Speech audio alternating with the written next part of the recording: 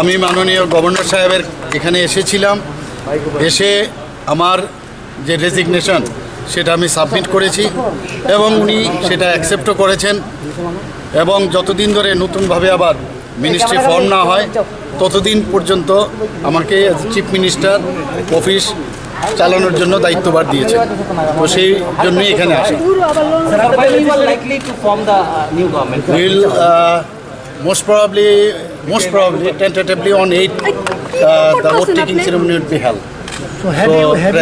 Presently this is the news, so may change or may not change, but this is our tentative news which I have gathered just now. And did you claim for Pardon?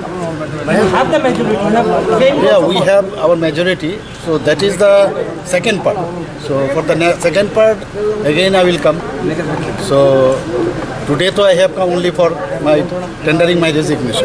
Sir নির্বাচনের ফলাফল নিয়ে কি বলবেন? খুব ভালো result হয়েছে, আমরা absolute majority নিয়ে এসেছি। এর জন্য কালকে তো আপনাদের প্রেস কনফারেন্সের মাধ্যমে সমস্ত ত্রিপুরাবাসীকে আমি ধন্যবাদ দিয়েছি, সবাইকে আমি ধন্যবাদ দিয়েছি। আশাটা একটু বেশি ছিল। এর মধ্যে আপনারা সব খবর পাবেন, নিশ্চয়ই পাবেন।